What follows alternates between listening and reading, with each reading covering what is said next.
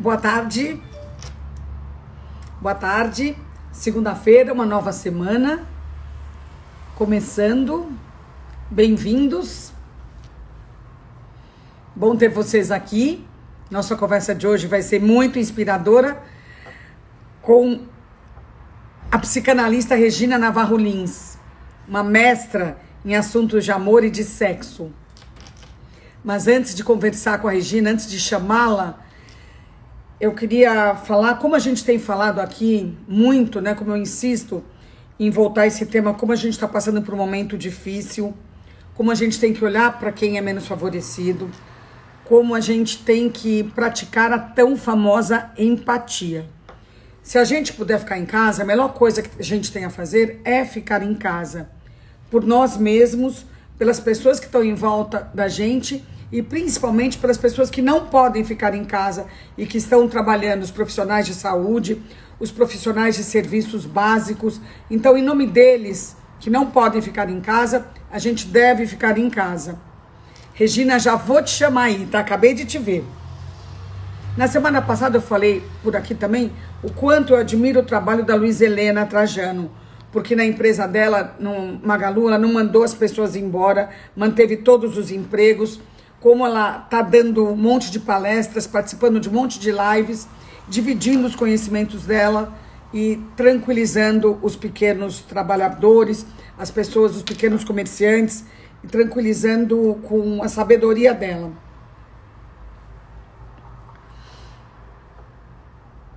Aqui, a gente está fazendo uma parceria com a Luiza, que é uma mulher que eu admiro muito, muito. Então, a gente tem aqui o site do Magalu, do Magazine Luiza, onde a gente pode fazer compra sem sair de casa. Mas o que eu quero falar hoje não é isso.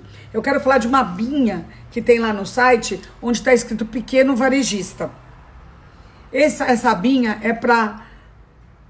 é uma plataforma que permite que milhares de pessoas, milhões de brasileiros possam continuar a trabalhar sem sair de casa. Eles podem se cadastrar junto ao Magazine Luiza e fazer as vendas deles por meio da plataforma do Magalu. Então, eu queria deixar aqui essa mensagem e dizer que eu estou muito feliz com isso tudo. Agora eu vou convidar aqui a Regina, porque eu já vi ela chegando. Regina... Estou muito animada em entrevistar a Regina hoje. Sou fã dela há muito tempo aqui.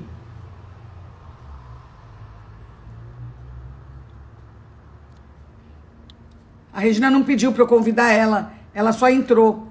Regina, pede para se juntar aqui, por favor. Eu preciso que você peça para entrar. Não apenas entrar. Tá aqui como você entrado. Você tem que pedir para eu te acionar.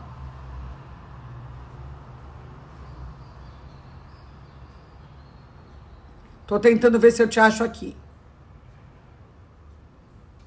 Nossa, já tem tanta gente aqui. Oi, todo mundo, tá? Tô muito feliz, tem um monte de gente. Mas eu tô querendo aqui a Regina, acabei de ver.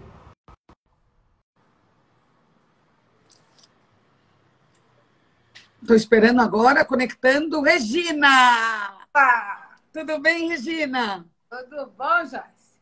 Tudo bem, tá um pouquinho longe a sua voz. Ih, não tá ouvindo bem? Vou chegar Tá muito baixinho. Tá baixo, é? Ai, meu Deus, espera aí. Será A gente tem tempo de se colocar.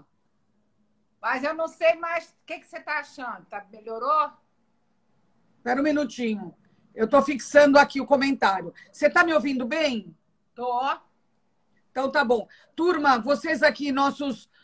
Já temos 100 pessoas aqui, Regina. E você nem começou e já tá cheio de gente. Queria saber se tá todo mundo ouvindo direitinho. Vocês se coloquem aqui, tá? Enquanto isso, eu vou apresentar a Regina. Não é que eu precise apresentá-la, mas é apenas 3 linhazinhas. A Regina é psicanalista e escritora, autora de 11 livros sobre relacionamento amoroso e sexual. Existe algum tema que a gente queira entender mais do que esse? Entre eles tem um best-seller que é A Cama na Varanda e o Livro do Amor. A Regina atende um consultório particular há 42 anos e realiza palestras pelo Brasil afora. Ela é consultora e participante do programa Amor e Sexo, da TV Globo, e apresenta um quadro semanal, Sexo em Pauta, no programa Em Pauta da Globo News. Ela nasceu e vive no Rio. Você trabalha com a Maria Beltrão no Em Pauta? Eu fiquei 3 anos no Sexo em Pauta, no Em Pauta de noite. Depois eu fiquei 1 ano com a Maria Beltrão no Estúdio I. Aí eu saí da Globo News agora, um pouco antes da pandemia. Mas Ótimo. foi muito bom trabalhar com Eu ela. trabalhei com a Maria no início da Globo News. Maria maravilhosa. Maior astral, né?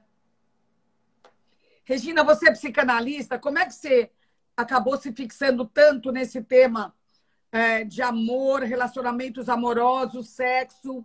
Pois é. Eu tenho consultório há 46 anos. Não é 42, é 46. Os 20 primeiros anos, eu era uma psicanalista normal.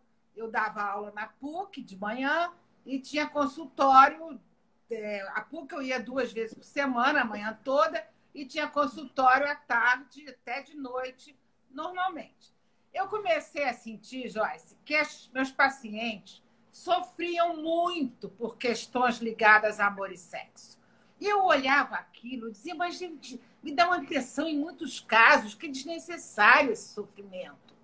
E eu resolvi mergulhar no estudo das relações amorosas. Fez muito bem, Regina, e eu queria te agradecer desde já, tá?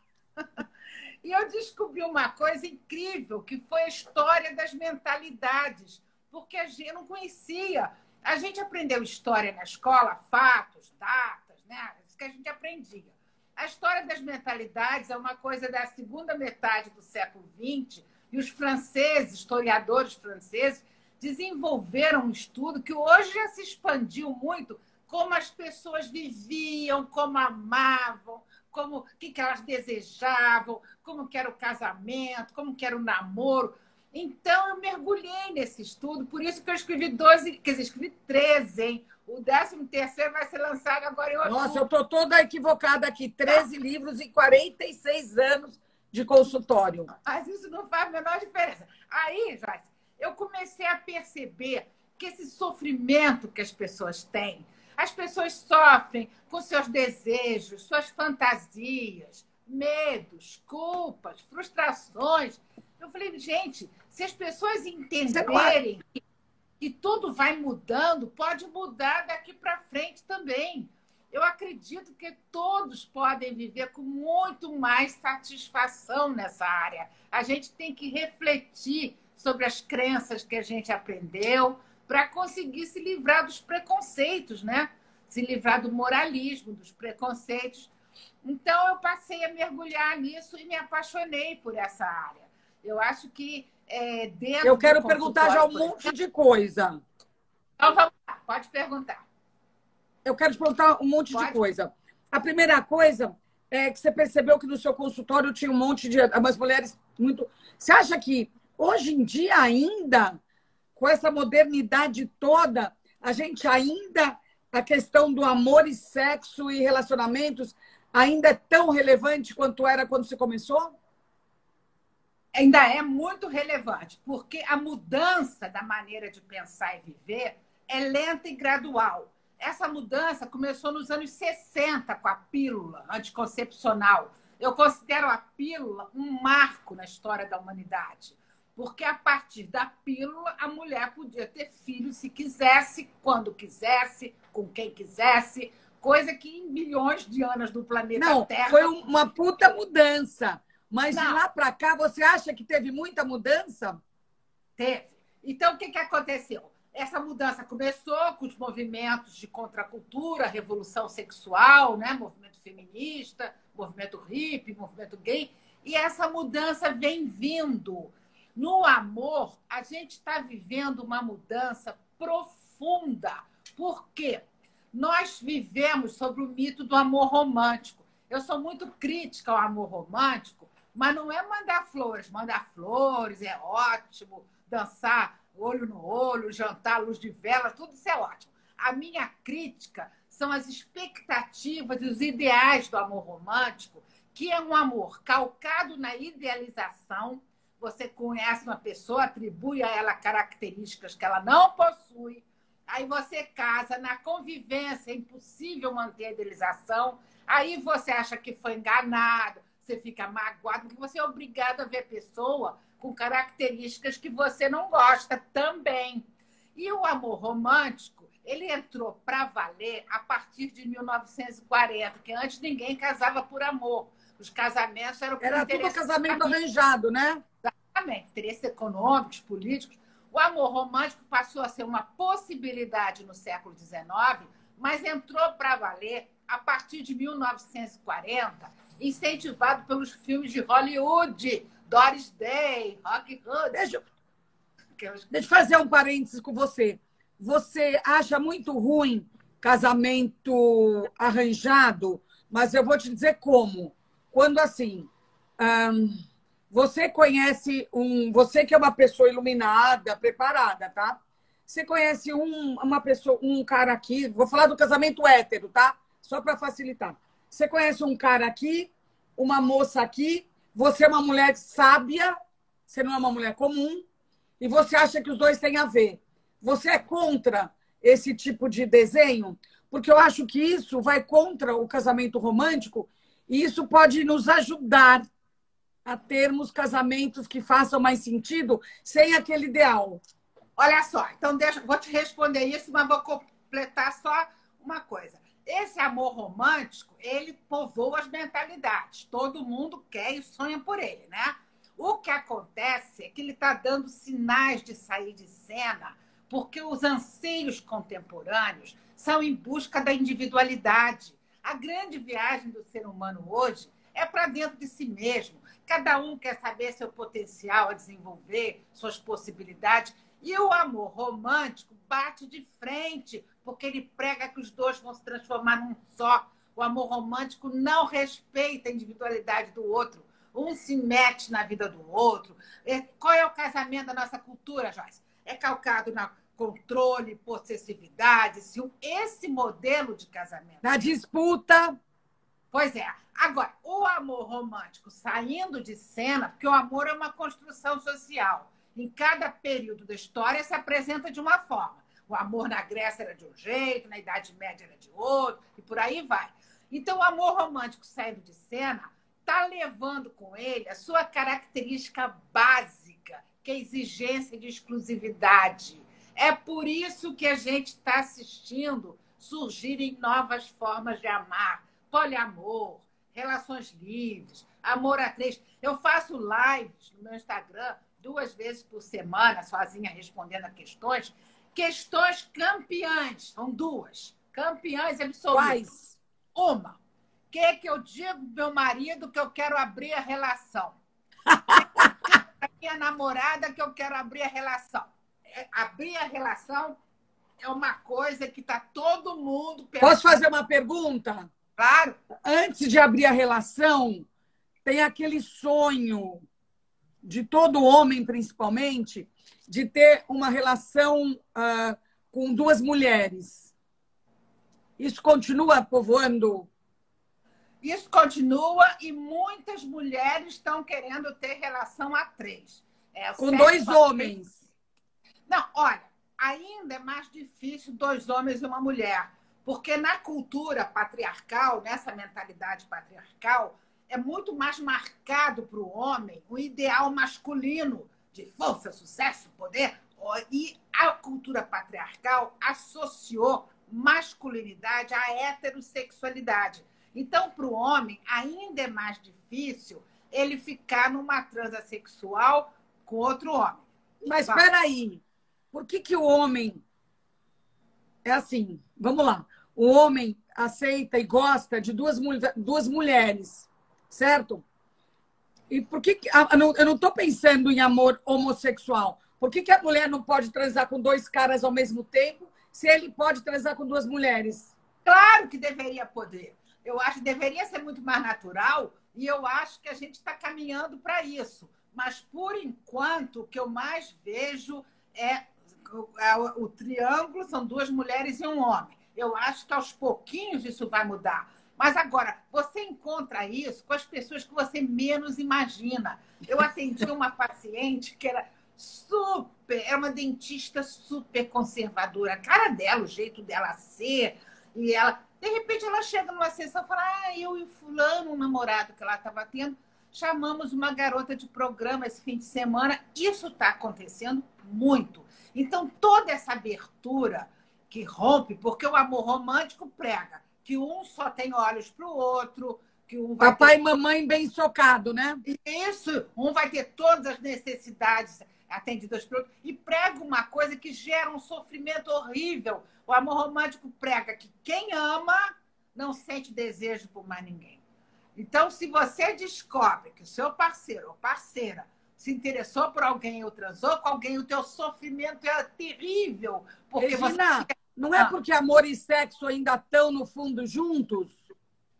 O amor e sexo nunca foram juntos para o homem, tá? Os homens sempre puderam ter relações fora do casamento e as mulheres, elas achavam natural, elas aprenderam a dizer assim: isso é coisa de homem, isso é... Só depois da pílula é que as mulheres passaram a ter relações fora do casamento também. Mas, ao contrário de relaxar em relação aos homens, passaram a controlar os homens. Agora, as coisas estão mudando. Então, o número de mulheres que têm relações fora do casamento se iguala ao número de homens. Antigamente... repete isso. Repete isso. O número de mulheres que têm relações fora do casamento não tem mais diferença. Se iguala ao número de homens que têm relações fora. Eles estão sabendo disso? Eles têm essa percepção? Olha, eu não sei se eles têm essa percepção, mas eu tenho recebido coisas muito interessantes. Por exemplo, um paciente me procurou, um rapaz de 42 anos, um profissional competente, bem situado e tal. Aí me contou a história dele e falou assim: olha, eu vim aqui te procurar para você me ajudar. Sou casado há 15 anos, amo a minha mulher, tenho 3 filhos, nós fazemos sexo todos os dias, coisa que eu achei um espanto, mas... Há 2 meses, eu conversei com ela, dizendo que eu achava que a gente devia abrir a relação. Ela transar com outras pessoas, que ela transou muito pouco, eu também. Tudo certo. Agora, eu descobri que ela está tendo um caso há 2 meses. Enlouqueci de ciúme. Enlouqueci. Fiquei péssima. Então, eu quero que você me ajude para eu não ficar com ciúme, não ficar... Regina... Casamento aberto já teve na Califórnia, sei lá quando, nos anos 70, 60. Eu sou bem moderna, eu me considero bem moderna, mas eu acho casamento aberto a coisa mais complicada que tem. Eu acho que cada um tem a sua vida, porque cada um tem que ter a sua vida pessoal. Faz até um sentido para mim. Agora, aberto, acho que é dar uma facada no outro.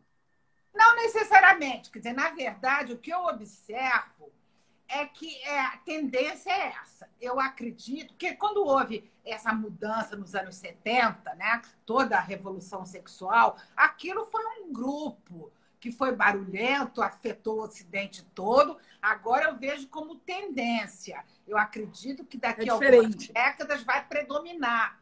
Acredito que menos pessoas... E você vê isso no seu consultório? Olha, eu vejo no consultório, mas eu recebo muitas mensagens, porque consultório só não dá para você ter uma ideia do que está acontecendo nesse momento. É uma amostragem muito pequena, né? Então, como eu sempre tive programa de TV, programa de rádio, faço palestra, livro, tal, então eu recebo uma quantidade muito grande, né, pelo Instagram mesmo, de pessoas colocando suas questões. Eu acredito que daqui a um tempo menos pessoas vão querer se fechar numa relação a 2 e mais gente vai optar por ter relações múltiplas. Mas isso pode demorar 20, 30 anos para concluir esse processo de mudança. Porque se você for olhar para o passado, você vê que mudou a forma das pessoas se relacionarem, amarem, mudou muito. Você falou uma história que o cara, quando descobriu que a mulher estava tendo um namoro, né? Há 2 meses, uma história, um caso há 2 meses. Você acha que o homem se comporta diferente da mulher do que se a mulher tivesse descobrindo que ele estava um caso? Que ele estava com um caso? Historicamente, sim, né? Quer dizer, o homem reagia muito mal, porque significaria que ele não foi o suficiente, Não toda deu aquela. conta. Mas acontece, não deu conta, mas acontece que os homens já estão começando a perceber que o machismo prejudica os homens também, eles têm que mudar. Porque as exigências de uma cultura patriarcal em cima do homem não chora, homem tem que ganhar dinheiro sempre, não pode broxar nunca. Muitos homens já estão se libertando desse mito da masculinidade. Os homens que se libertam, eles estão muito mais aptos a trocar com a mulher. Vamos lá. Esses homens que se libertam, como que é o comportamento habitual deles e aonde eles diferem dos machistas? Eles diferem do machistas porque eles conseguem enxergar a mulher com uma igualdade de direitos. Quer dizer, se ele acha que é bom variar de parceiro sexual, parceira sexual, ele entende que a mulher também quer variar. Ah, eu não conheço esse homem, Regina, nem de ouvir Mas falar. Mas é porque a maioria ainda não se libertou desse mito da masculinidade. Mas esse rapaz que eu estou te contando que eu atendi, que descobriu que a mulher teve um caso, ele ficou com ciúme, ele ficou desesperado, mas ele procurou, marcou hora e falou: eu não quero sentir isso porque eu acho justo ela ter outras tranças. Eu quero ter e ela tem que ter. Então, é claro que ainda vai demorar um pouquinho para a gente ter a maioria dos homens libertos do machismo. Porque o machismo, Joyce, está entre nós há 5.000 anos. 5.000. Então vamos ter que esperar mais 5.000, não 20 anos. Não vai, não. A gente está aqui contribuindo para isso, para não ser. Sim. Né? Estamos contribuindo. Não é? Então, hoje em dia, Regina, como que é uma relação bacana hoje em dia? Ó, saudável. Possível. Talvez não seja para todo mundo já, mas aos pouquinhos será. Tá, mas para uma grande parte, Regina, porque esse seu paciente é uma minoria total. Tá, eu sei, mas o que eu vou dizer também é uma minoria. Por isso que os casamentos são tão ruins. Quando eu estava escrevendo meu primeiro livro, A Cama na Varanda, eu vi uma pesquisa do IBGE na televisão, não sei se foi no Fantástico, dizendo que 80% das pessoas se declararam decepcionadas com o casamento. Fizeram uma pesquisa só com os casados. 80%. Acho que hoje em dia é mais, né? Pois é, mas então, o que seria necessário para um casamento ser legal? Tá. Eu acho que pode ser ótimo. Primeiro, respeito total ao outro, ao seu jeito de pensar, ao seu jeito de ser, de se comportar. Você ter liberdade de ir e vir, você poder ter amigos em separado, você poder ter programas independentes. E o mais importante de tudo, não haver controle algum da vida do outro. Se você consegue isso, eu acredito que o casamento pode ser bem legal. Porque não adianta, Joyce. E se você não consegue isso? Aí você vai ser infeliz no casamento, vai sofrer, vai ficar angustiada, querendo controlar outra pessoa. Olha, eu tive vários programas de rádio. Num deles, eu respondi a pergunta dos ouvintes. E eu fiquei muito impressionada que quase todas as perguntas, mais de 90%, era assim: será que ele me trai? Será que ela tem outra? Será? Aí eu falei assim, gente, mas o que é isso? As pessoas são obcecadas por essa ideia de exclusividade. Na mesma época, eu comecei a atender um paciente que era um advogado casado com a mulher mais ciumenta do mundo. Ela não trabalhava, ela não fazia nada, acordava às 10 da manhã, ela existia para controlá-lo. Mas acontece o seguinte, ele saía de casa, me contou isso, todos os dias, há 3 anos, saía de casa às 15 para as 7 da manhã, ia para a casa da namorada, transava com a namorada, ia para o escritório, chegava no escritório 10 para as 10, na hora que a mulher começava a ligar, ele já estava lá, feliz da vida. Quando eu ouvi isso, e ouvi essa coisa de será que me traz, será que... Aí eu falei, gente, ninguém controla ninguém, isso é uma ilusão. Aí eu formulei um pensamento que eu ponho nas redes sociais, que eu digo o seguinte, ninguém tem que se preocupar se o amado transa ou não transa com outra pessoa.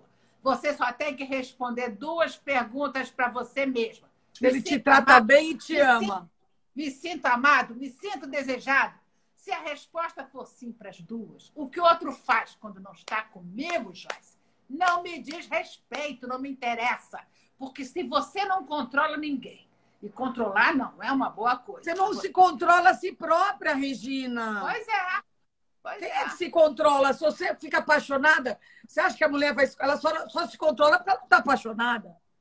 Pois é, então não é muito mais inteligente você já não pode controlar ninguém, você realmente ficar atento ao que você sente. Eu me sinto amada, eu me sinto desejada. A vida dele é dele, porque senão você não vive. Se teu marido vai, ou sei lá, ou tua mulher vai uma reunião de trabalho, vai dormir uma noite em São Paulo, você fica noite inteira. Louca.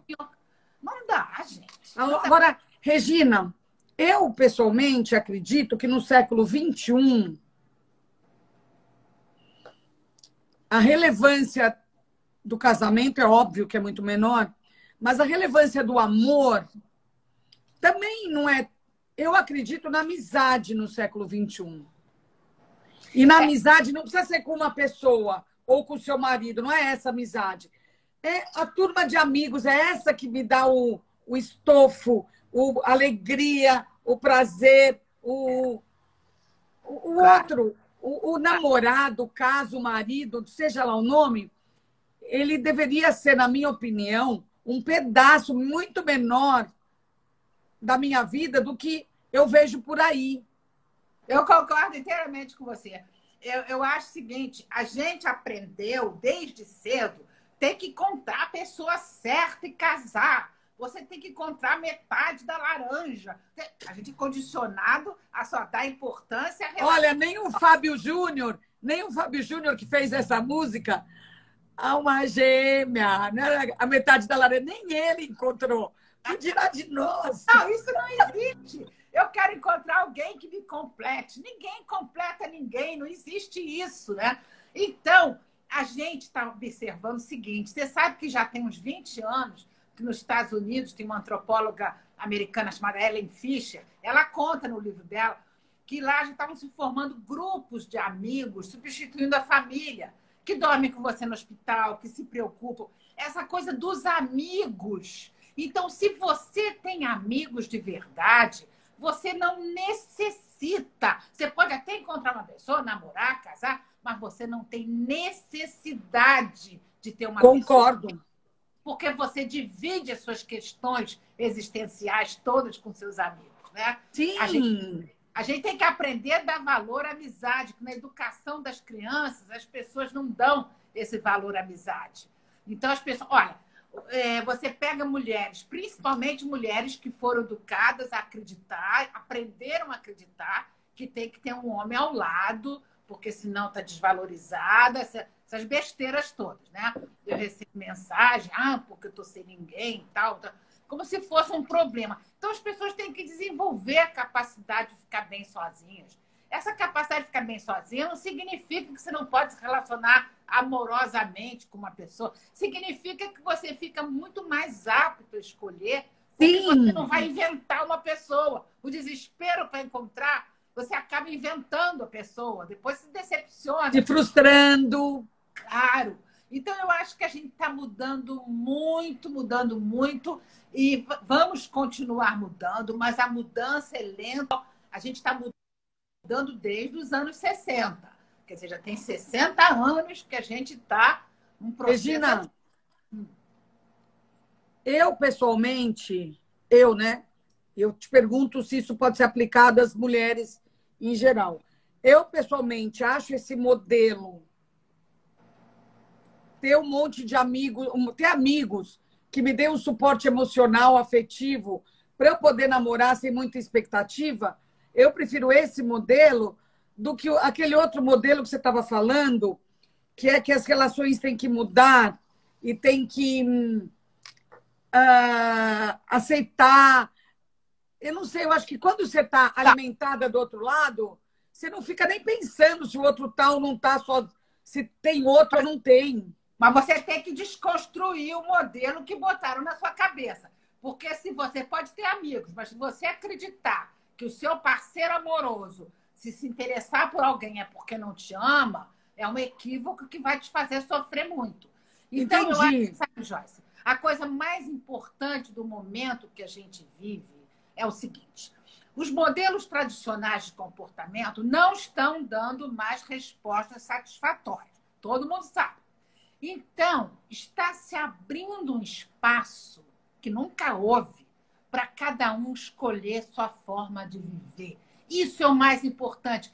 A vida inteira as pessoas tinham que se enquadrar em modelos. Quem não se enquadrasse em modelos seria discriminado, seria rejeitado. Eu me lembro na minha infância, amiga que os pais eram separados, não era aceita nas escolas. Mas eu, quando me separei a primeira vez, eu já fui casada um monte de vezes. Quando eu me separei a primeira vez, eu ia no Santa Luzia, que é um mercado aqui em São Paulo, super legal, que até hoje eu vou, eu me sentia acuada, como se eu fosse a única separada. Ah, era terrível na época. Hoje em dia, 99% são separados, que inclusive vão lá para ver se arranja alguém. O que acontece é que as mentalidades mudam. Outro dia me ligou um repórter e virou para mim e falou assim: a senhora acha que a sociedade está preparada para as mudanças que a senhora aponta? Eu falei, vem fazer uma viagem comigo aos anos 50, aos anos 60, que as mudanças mesmo foram a partir do final dos anos 60, anos 70, né? Vem comigo fazer uma viagem. Se alguém naquela época dissesse assim, daqui a algumas décadas as moças não vão precisar casar virgens, me dizia que a pessoa estava doida, porque virgindade era um valor. Ou se dissesse assim, daqui a algumas décadas um casal vai poder se separar e não vai ser nenhum drama. Imagina, separação era uma tragédia. Eu me lembro quando eu tinha Até o começo dos anos 80 ainda era complicado. Olha, era adolescente, uma amiga da minha mãe, uma grande amiga, o filho mais velho se separou. Ela ficou tão mal que ela foi internada com depressão, você acredita? E as pessoas batiam no peito assim, na minha família não tem ninguém desquitado, porque era desquite, né? Eu, quando me separei do primeiro casamento, eu desquitei, porque não existia divórcio. O divórcio só surgiu no final de 77. Eu me desquitei no início de 77. Ninguém podia casar de novo. Mas, Regina, você devia ser uma mulher de vanguarda. Eu acho que quando eu tinha uns 20 anos, mais ou menos, 20 e poucos, eu não entendia, e eu queria saber por que a gente só podia casar com uma pessoa de cada vez. Pois é. Não fazia sentido para mim. Quem inventou isso? Quem inventou? Pois é. Olha, isso aí começou, essa questão, porque você sabe que tem várias partes do mundo que os homens têm várias mulheres, 4 mulheres, em várias partes, né? Então, aliás, a maioria das sociedades, né? Não a sociedade ocidental, mas a maioria das sociedades pequenas, é muito maior o número de poligamia do que de monogamia. Então, começou quando o homem... Porque no início, hoje se conta, hoje a gente tem uma história antes dos 5.000 anos para cá. A história quando as deusas imperavam, os homens e as mulheres não sabiam que o homem participava da procriação. Eles acreditavam que o neném era colocado no útero da mulher por um sopro que vinha das grutas, dos rios, dos mares. Não existia ideia de casal, viviam todos juntos e só existia linhagem materna. Quando começaram a domesticar os animais, perceberam que a ovelha desgarrada não tinha filhote. Caiu a ficha. Aí o homem disse, peraí, então o homem tem a ver com isso. Só que o homem achou que era só ele, que a mulher não tinha nada a ver. Ela era só um barco, um receptáculo para levar a criança ao nascimento.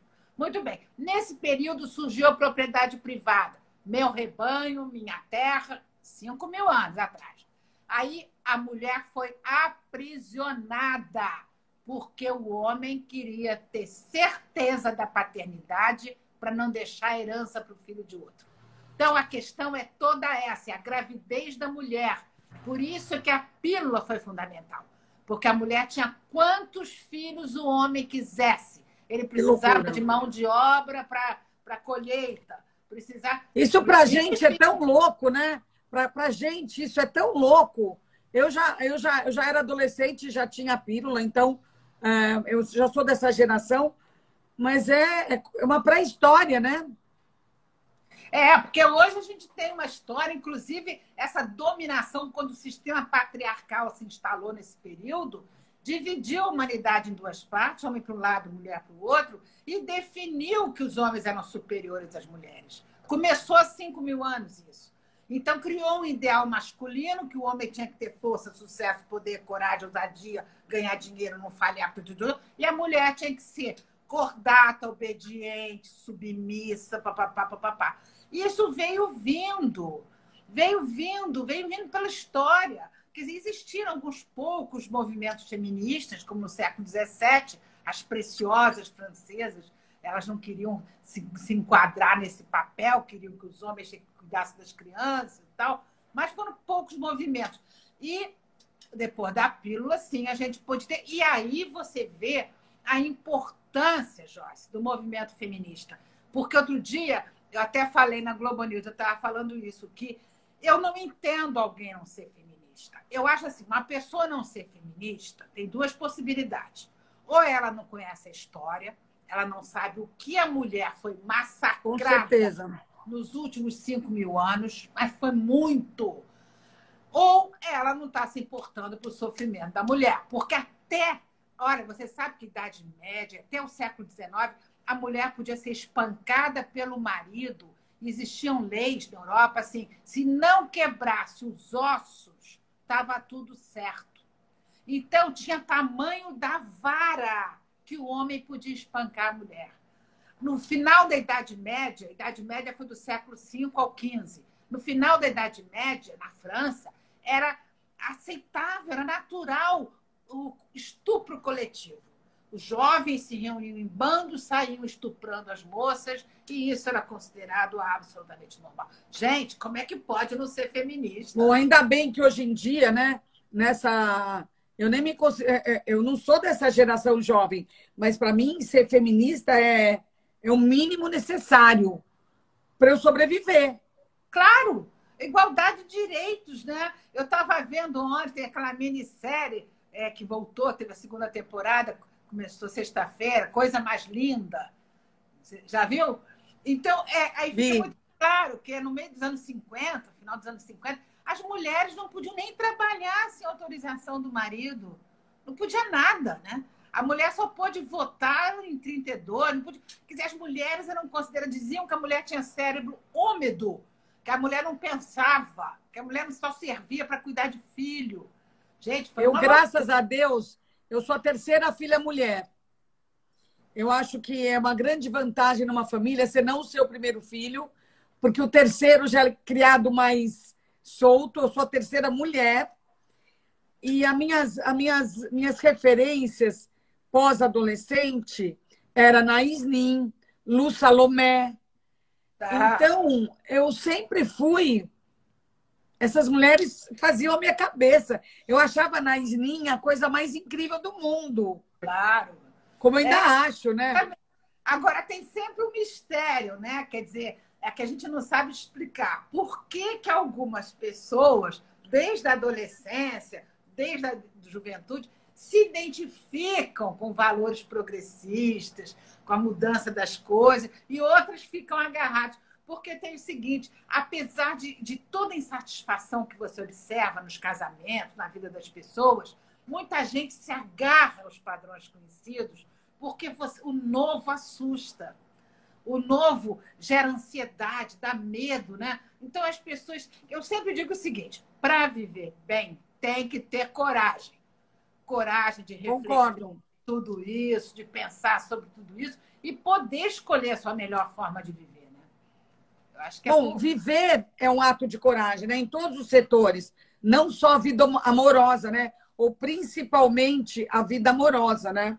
Regina, eu queria te perguntar sobre uma coisa que eu não entendo muito bem. Eu tenho mais de 40 anos de divã, tá? Só para te falar. Eu fui criada no divã. Essa geração fluida, explica para mim um pouco. Sexualmente?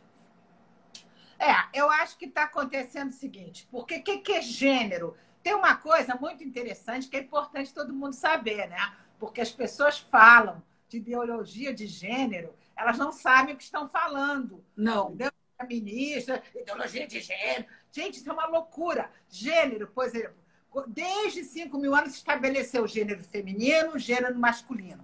E foi determinado o que é ser feminino, o que é ser masculino. Isso é gênero. O gênero é uma construção social.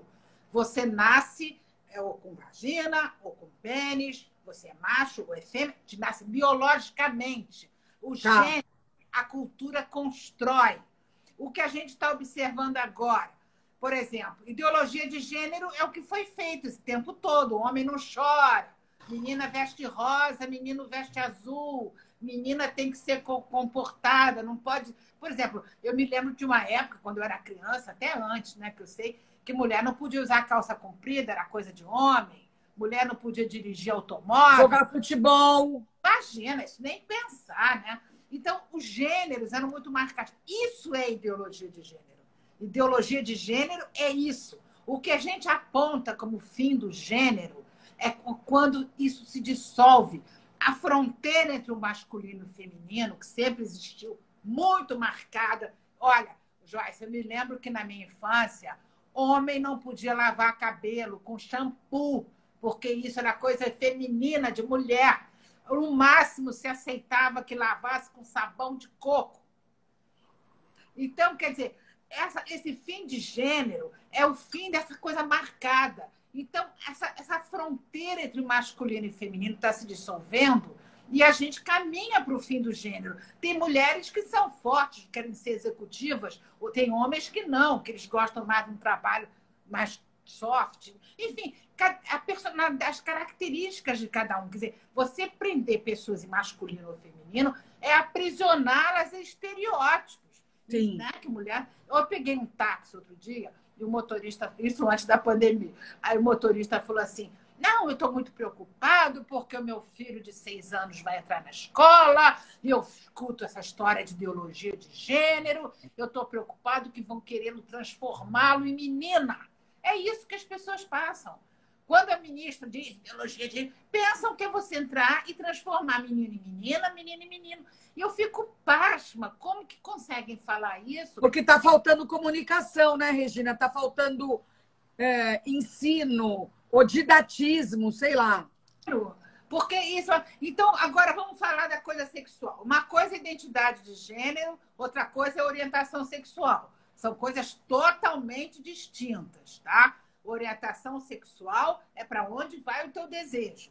Vai para alguém do mesmo sexo, vai para alguém do sexo diferente, vai para os dois sexos, porque hoje todo mundo sabe que bissexualidade, que foi uma coisa que foi tão diziam que a pessoa estava em cima do muro, que não se assumia. Existe hoje... bissexualidade, Regina?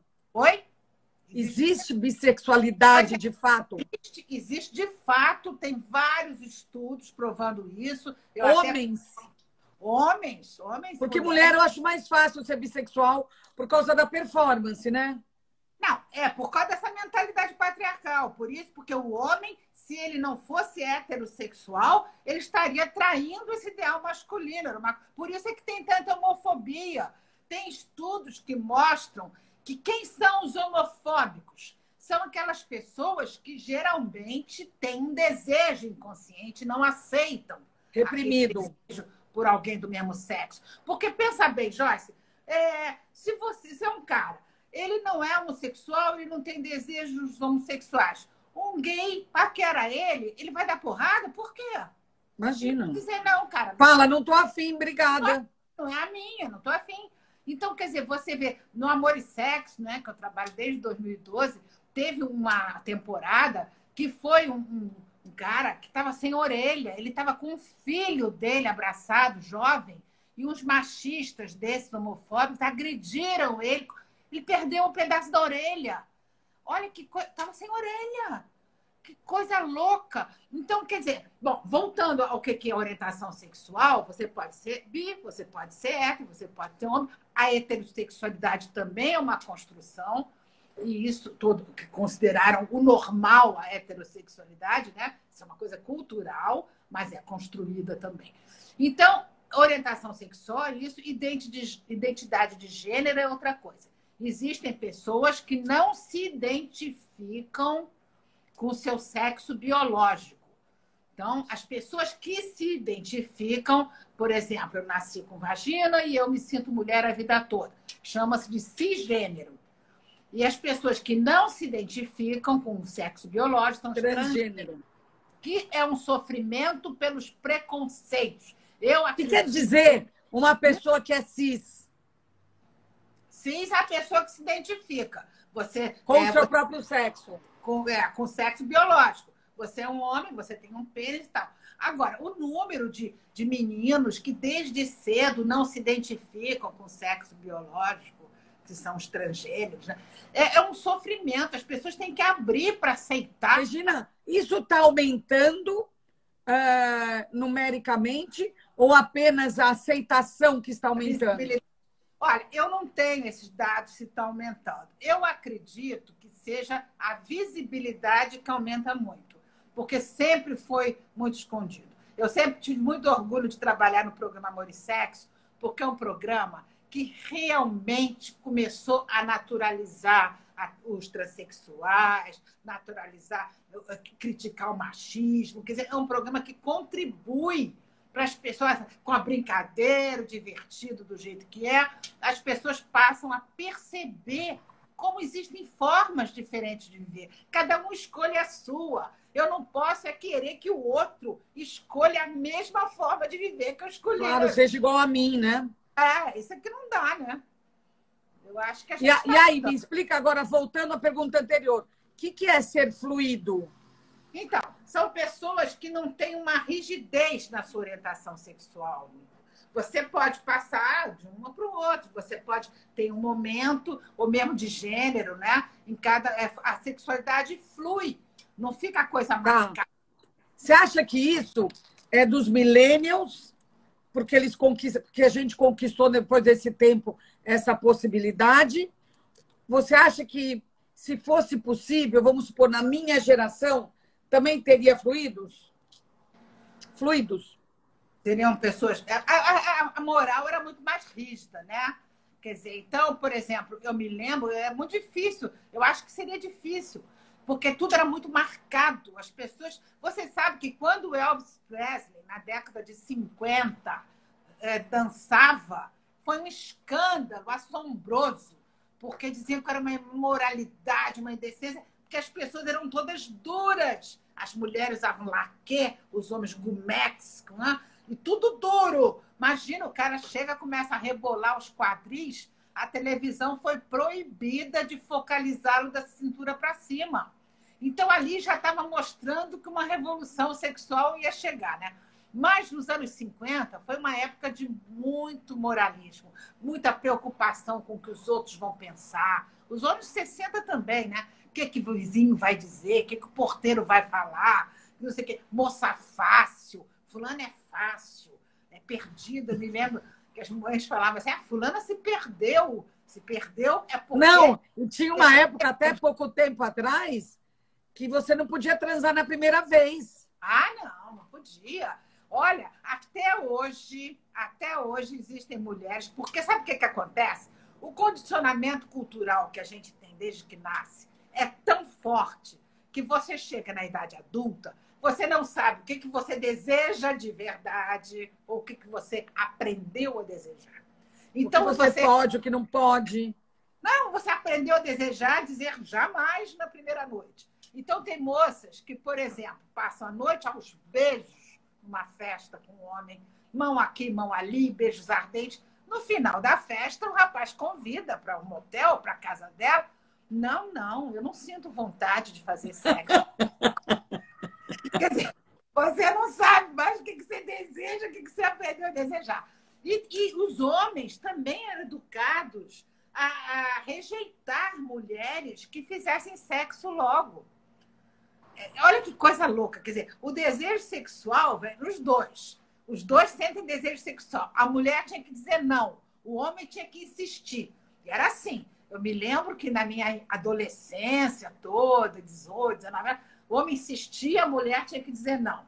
6 meses ele ficava insistindo. Aí o dia que a mulher dizia sim, ele comentava, foi fácil. Ai, Então, meu era Deus. uma loucura, né?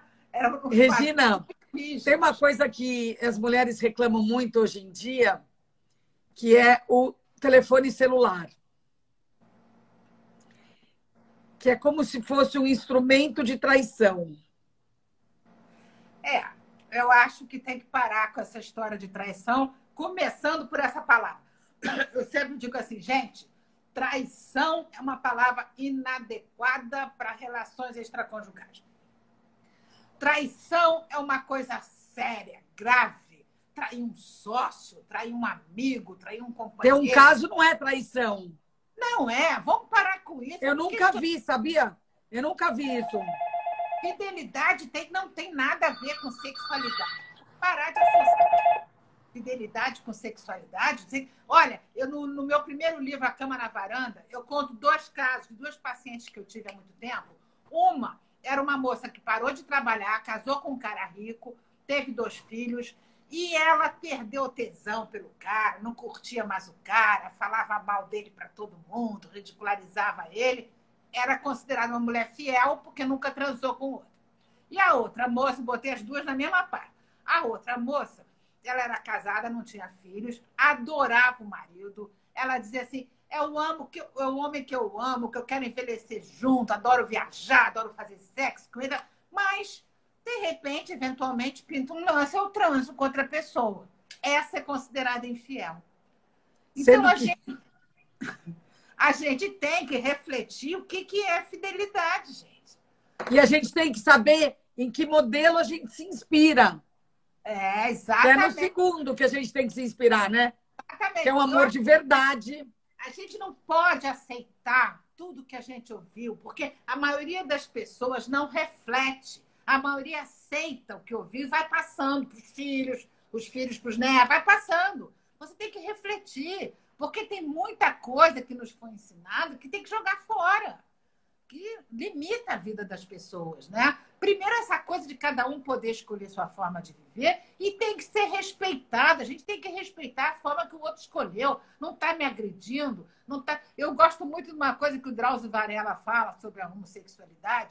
Uma vez eu vi na televisão ele falando assim, se você está preocupado porque seu vizinho está morando com outro homem, se você está preocupada porque a sua amiga se relaciona com outra mulher no trabalho dela, procura ajuda, você está precisando de ajuda. É claro que tem a ver com isso, ninguém está te prejudicando em nada. Então, eu acho que a primeira coisa é as pessoas começarem a entender que existem várias formas de viver o amor, de viver o casamento. Cada um escolhe a sua. Agora, não queira obrigar o outro a escolher a mesma que você escolheu, né? É bom a gente encontrar um que pense parecido, né? Ah, sim. Esse problema das relações abertas que as pessoas estão querendo abrir, está surgindo o problema. Eu atendi uma moça, ela era casada há 13 anos, gostava do marido, aí um dia chegou para ele e falou assim, olha, vamos abrir a relação? E ela tinha muitas atividades, trabalhava, mas tinha muitas atividades musicais e tal. Aí ele ficou assim, sabe? Aí ela achou que ele tinha aceitado. Ela até chegava na terapia e falava assim, eu não sei, ele não está saindo com ninguém, eu queria ajudá-lo a sair. Eu falei, isso não tem nada a ver com você, deixa ele cuidar da vida. Aí um dia que ela foi viajar a trabalho, quando ela voltou, ele estava indo embora, arranjou uma namorada que queria total exclusividade, que nem ele, saiu de casa e foi viver com a outra. Então, sempre a mudança de mentalidade, sempre nessa transição entre os antigos valores, os novos valores, você vai encontrar esse tipo de comportamento. Você encontra comportamentos díspares. Pessoas que já mudaram, que já estão em outra, já se libertaram de muita coisa, e outras que ainda estão agarradas. Então, essa história de abrir a relação, a gente está vivendo uma situação mais ou menos crítica, porque uma das partes quer, a outra não quer. E aí... Regina, fala para mim, a gente está chegando perto do final, fala uma frase inspiradora para iluminar a nossa vida amorosa, afetiva. Olha, não é para resolver, só para inspirar.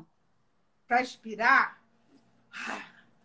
Eu acho que na relação amorosa você tem que estar inteira, tem que se sentir inteira, porque ninguém completa ninguém. Você não tem que buscar ninguém que te complete. E mais do que tudo, eu acho que para inspirar, respeita a individualidade do outro, exija respeito à sua própria individualidade. Porque tem gente, Joyce, que prefere, que se deixa controlar, se isso for um bom motivo para poder controlar o outro. Então, isso não funciona. Eu acredito cada vez mais que o respeito à individualidade é fundamental para uma relação. Não existe possibilidade de não ser. Regina, foi um banho de... Eu deixei de te perguntar alguma coisa? Acho que não. Nossa, para mim foi um banho de... Você funciona como um farol para a gente, Regina. Você ilumina o nosso caminho. O farol serve para iluminar o caminho da gente. Não precisa chegar tão perto, porque ele vai nos cegar, né? Mas você ilumina o nosso caminho, facilita a nossa navegação. Que bom, maravilha. É por isso que eu queria te agradecer muitíssimo por ter vindo aqui hoje. E eu vou te procurar outras vezes para a gente discutir mais a fundo outras questões. Muito obrigada pelo convite. Foi muito bom. Foi maravilhoso. A live vai ficar para eu recomendar para meus seguidores? Vai ficar no Instagram do Glamurama. No @ do Glamurama, no IGTV. Fica para sempre. E eu já te aviso, eu vou mandar para vários amigos e amigas que não estiveram aqui. Eu mando até para o WhatsApp. Então, eu convido todo mundo para ir no meu Instagram, que eu trabalho, boto só sobre relações amorosas, só pensamentos, ideias. O Instagram é meu nome, Regina Navarro Lins, tá bom? Foi muito legal. Com prazer, vamos todos lá nos alimentar dessa fonte. Que bom. Obrigada, Regina. Beijo. Um beijo, muito obrigada, viu?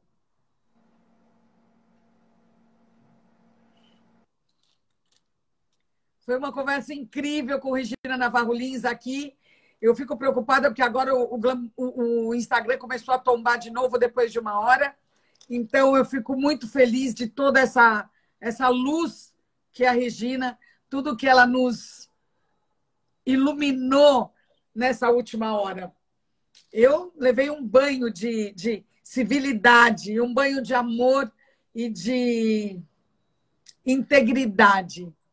Obrigada a todos vocês que estão aqui. Eu vi Dr. Carlos Fernando, vi Roberta Bozian, vi a Tereco, vi um monte de gente aqui bacana. E eu queria dizer para vocês não esquecerem que a gente tem uma parceria com Luiz Helena Trajano, do Magalu. Então, vocês podem ir lá no Glamurama, que a gente separou umas ofertas bem legais para quem quiser comprar umas coisas sem sair de casa, tá?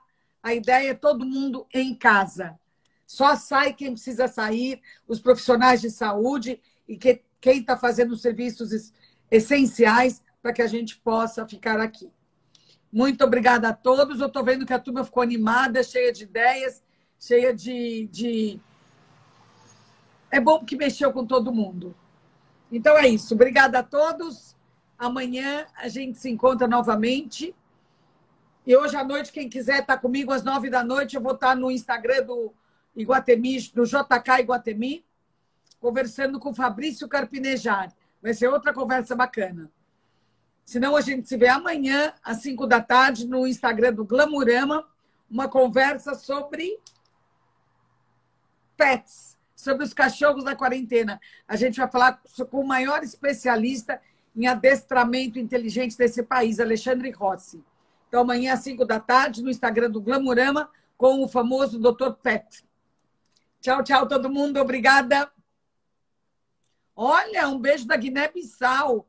Renata mora na Guiné-Bissau. Muito bacana. Tchau, todo mundo.